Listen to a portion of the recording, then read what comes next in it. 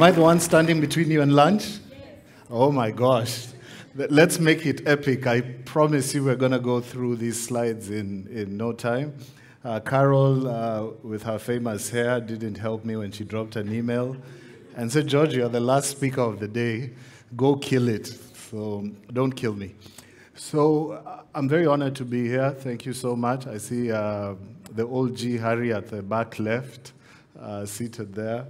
And I couldn't miss CIO for anything.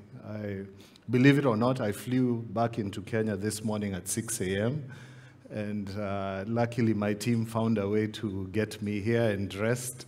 And so I definitely want to catch some rest. So I was given a very interesting topic, and thank you so much to the team, about leading in a digitally transforming world.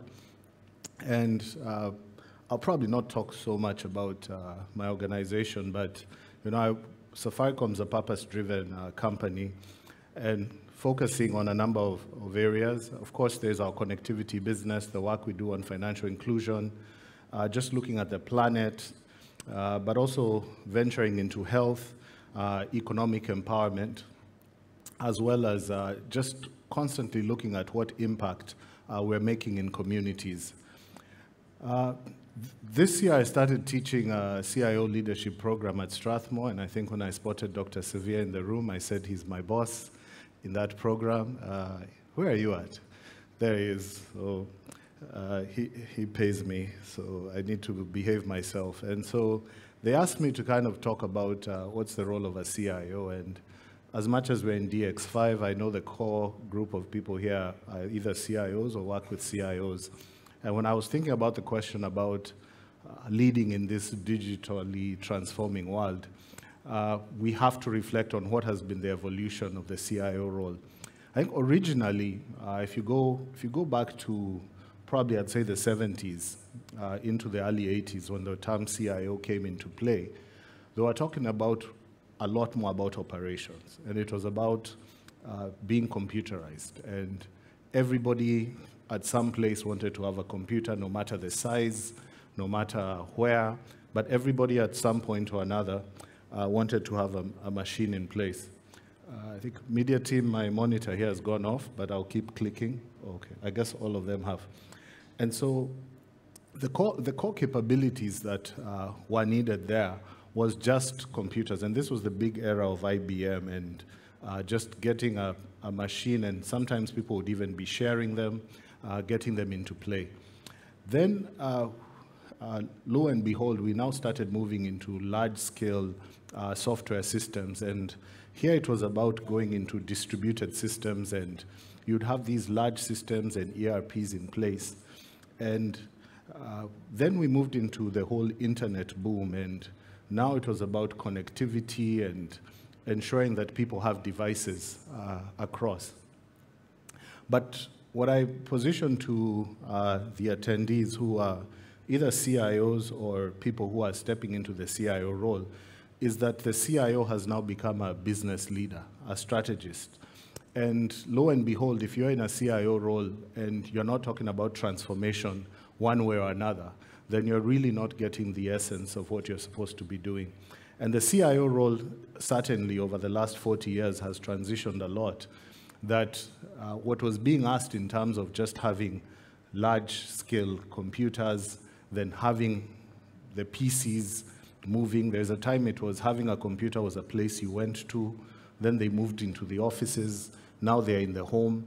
Now they're in the small mobile phones. But the one thing that has never changed is just the impact of transformation. Sometimes people ask me, so have you moved to just be a strategist? I'm like, absolutely not.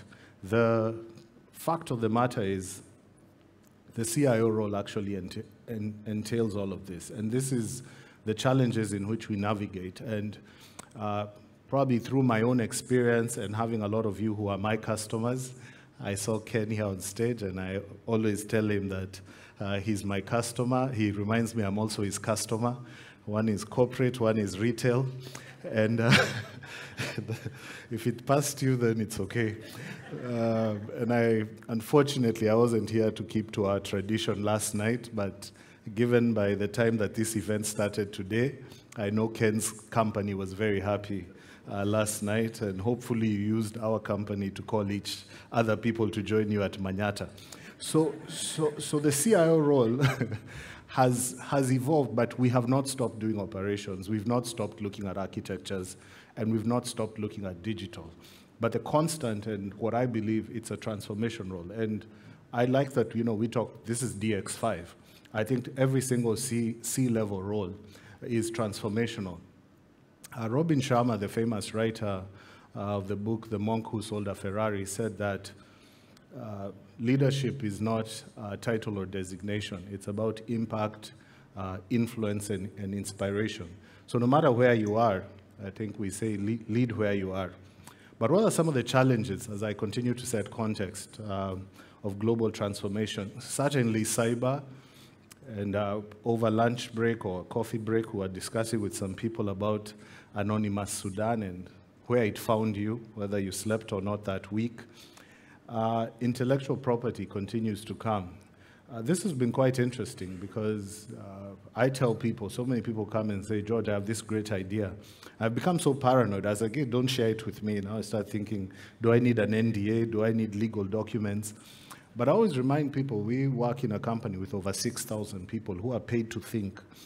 And so sometimes when you think you have the biggest idea of how people are supposed to do children banking, know that somebody's been paid to actually think about that and has come up with it over and over again. But this is a very core topic, and you hear a lot of conversations about it across the globe, especially when it comes to technology and innovation. Cloud is big. It's been a very big conversation. And even in our own organization, Mark, who is here, who looks after that, we are always debating, should we be in public cloud, private cloud, hybrid? Do we take workloads there? Do we move them back? What do we do about big data? Which cloud? I don't want to mention them. I'm their customer here, and I don't want to endorse anyone. But,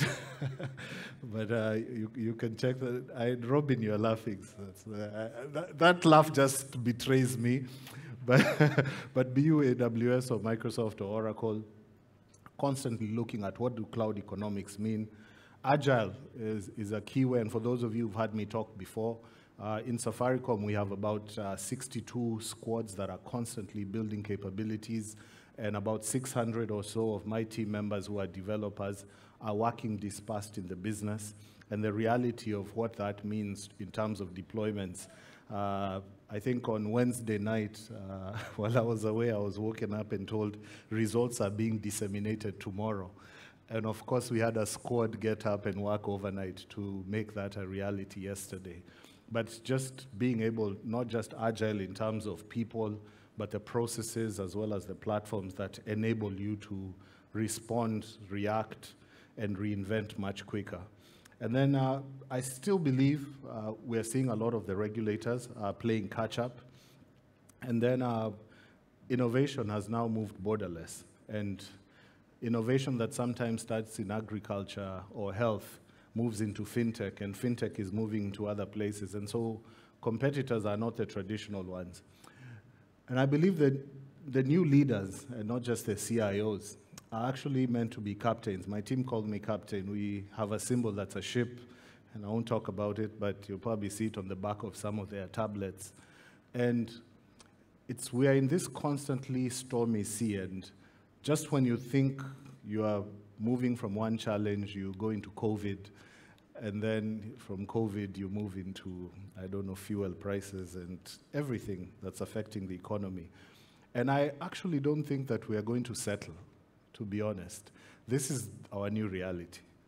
And it just means that you have to be a completely different type of leader in the way you approach goal setting, strategy, team motivation, and delivering of services to your customers. And so we have to steer this ship through a lot of complexities that go beyond technology, but also ensuring that the organizations are not just really surviving, but thriving in this age. And what I came down to perhaps two big areas that I would say in terms of leadership philosophy, I think two really stand out for me. And I had a pleasure of just discussing with a gentleman at break, and He was just asking me about my role and the things I do. And I actually said it has to transition from just probably an 8 to 5 job and annual objectives to thinking about impact. And what's the purpose that's guiding your decisions? And are you thinking about sustainability? Are you looking at end-to-end success? And sometimes when I speak to new graduates, I tell them, think about a job you would do even if you are not being paid. And many of them are quite surprised. But when you find something that makes you wake up every day, and I can tell you it's not servers, and it's not M-Pesa. It's actually what you do in terms of touching people's lives, day in and day out. And probably we can boil down a lot of the things we do. I listened to Robin talking about how much he liked athletics, and one day he said, I'd like to fly the Kenyan flag high, but in the technology space as AWS opened their development center. And I think it's things like that. It's things that it wasn't about the development center. It's about the impact that that center will have, and perhaps thousands and millions of lives. We had a young lady come on stage that day who works for Safaricom, and she leads the AWS developer ecosystem in Kenya. And she talked about her story. I think she's from Western Kenya. She's schooled in old Eastern province, for those of us who are that old. But, you know, here she is standing in front of the President of Kenya and the US ambassador and other dignitaries giving her story. And I believe those are the things that really make a difference. And I would encourage us, as we play in this world that's constantly changing, the people who are going to make it through and navigate are the people who are going to be constantly thinking about impact. The other part is inclusion. I think the fact of the matter, as much as we say that over 90% of the country is connected, and indeed at Safaricom we have about 98% 4G connection, we talk about X million smartphones in the country. The fact of the matter is there is still a very big digital divide in this country. And I equate it to the fact that you see a road outside your house that is well tarmacked, that is so clean, but you don't have a car to get on that road. And so we must constantly think about the millions of people in this country who don't have the same access to opportunities, who even if, and I do believe the CIO team, make this available online, they can't tap into it. They hear us talk about cloud and cybersec, and they're just thinking about how am I going to have food on my table tomorrow. And we can't turn a blind eye and close ourselves from the real challenges that face our community. We must uplift them where they are, but also see how we take technology, how we take innovation, how we take opportunity to the grassroots. But also, how do you help people break barriers? And I'm so excited when, you know, we've gone around with my team to probably over 10 universities in the last 1 year, engaged with probably 2,000 university students. And I can tell you there's no part of this country that does not have brilliant minds, that doesn't have people who are hungry. And they're not looking for donations. They're just looking for opportunities. And I know there's also some organizations here in training like Computer Pride. And I believe the big challenge we must face, and the reason why I was at the EU was to link the Baltic states and young talent in Kenya to training opportunities, internship, eventual maybe migration there and taking jobs there. And we had a big debate as to should they come back or not. And I said it's great. If they go and settle, it's great. But the bigger impact is when they are able to come back and make a difference, not in Nairobi, but in that place that did not have electricity, where some of you, like probably myself, are probably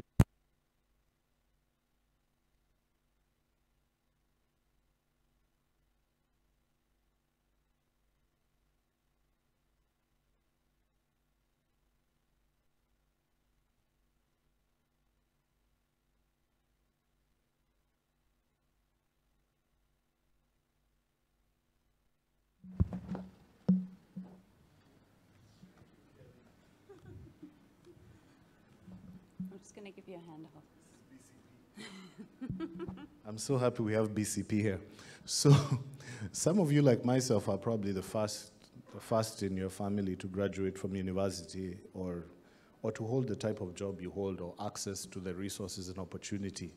But the fact is we can't forget, and we have to push inclusion, not just within our own sphere. When I did a program of supporting a home in Kakamega at a home for children with severe cerebral palsy, you can ask yourself, is that IT, is that digital transformation, is that cloud? No, it's not. It's just about people. I believe both impact and inclusion become important. But what I was saying, for Computer Pride and other people in the training space, is we have to think about our models and how we bring a lot more people. It might be people with disabilities. It might be people who are so far out there. But how do we get more and more people? Because if we're going to build the digital, is it savannah? Silicon savannah. It's not going to happen with a handful of engineers who are constantly hopping between companies. We need millions and millions of software engineers across this country for us indeed to call ourselves a savannah. So I'm talking about building for posterity and just thinking about community and about 4 areas that my team and I play in, and there's still a lot more opportunity. There's the whole looking at solutions for humanity. So quite a lot of work in terms of climate action. You see some of the IoT programs and that we are rolling out and solutions, just touching around energy efficiency, looking at metering solutions, looking at climate and detecting temperatures. You look at financial inclusion, of course, there's Hustler Fund and M-Pesa, great story, and many others. Renewable energy in terms of our data centers, and right now looking at an entirely green data center and constantly looking at how we can just do our business in a much more cleaner and renewable way. I think digital inclusion is amazing. We recently launched a smartphone factory. We're thinking way beyond that. The challenge I have to the team is to build an operating system in Kenya. And I believe we can do it. We don't have to be on iOS and Android. I believe if we are going to be a Silicon Savannah, indeed we need to have our own operating systems. And so it's not just about assembling devices, but also stepping into the area of rare earth metals and mining and seeing how the entire production can happen in Kenya. Education, agriculture. So that's just looking at how are you working even across industries. If we look at the country, I think it's about positioning Kenya as the hub for global tech talent. You saw what we did at Decode. We opened up registration within 15 minutes. All the slots were taken. Now moving more and more to how we're going to scale that across the region into East Africa.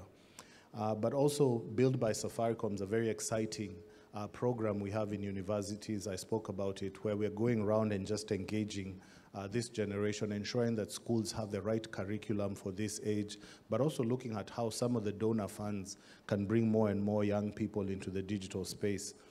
And then our industry digital talent program, we launched a portal. It's there.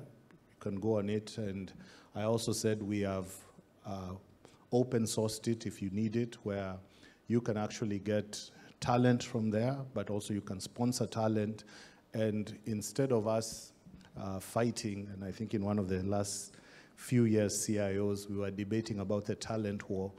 We decided to kill the war and just create a big data ocean of developers. And so that just ensures that we are not just handpicking a few people here and there, but also giving access to the talent that we've been part of developing to the entire industry. I realized that we also needed to go to young people, and a few months ago through our Women in Technology program, I spent half a morning with some kids in Makadara, in Jericho specifically, just teaching them coding. And I saw the interest in it, and it sparked me to talk about how we don't have video games. I would say that speak to us as Africans. Kelly, I don't know what type of games you were playing growing up, but we used to play, and you can find out at lunch, a game called Kati and Shake and Bano. And I just said, how am I going to teach my kids how I grew up? And so we need to build games. And those young people, when we were teaching them, they started making some of these games. And that sparked an interest to say we need to build local games for our country that also help in our storytelling. I think one of the big reasons we're very westernized is because everything we interact with, from TV to games, is Western. And if we're going to reclaim our heritage as Kenyans, we need to start building and consuming our own content. That's a story for another day. But I believe we're going to start it with the young people. And I like what the WIT team is doing about kids in tech, the 47 out of 47, ensuring we're across counties. And then in the organization, it's about the environment you create. We saw our attrition level in terms of developers moving from a high of 21% to below 5%. So in a nutshell, what am I saying? When we look at this topic about leading in a digitally transforming world, I think you may have noticed I didn't talk about systems. As much as we run lots of systems, I think Mark reminds me it's 10,000 servers across 6 data centers. I don't know how many are in the cloud. But the fact, when it boils down to leadership, it's about people. And we've had a lot of generations that have come before in this country. We had the independence generation that gave us freedom. Most time you see them, they're very old right now, the ones who are still alive. We had those ones who did the second liberation. I think many of us were there that time and reading those magazines like Finance and Society, and it was about multipartyism and democracy. But I believe the third liberation is going to be an economic liberation, and it's going to come through technology. And with my team and we're on that journey, and I invite you, the team at DX5 2023, to join us in the third liberation. Asanteni sana.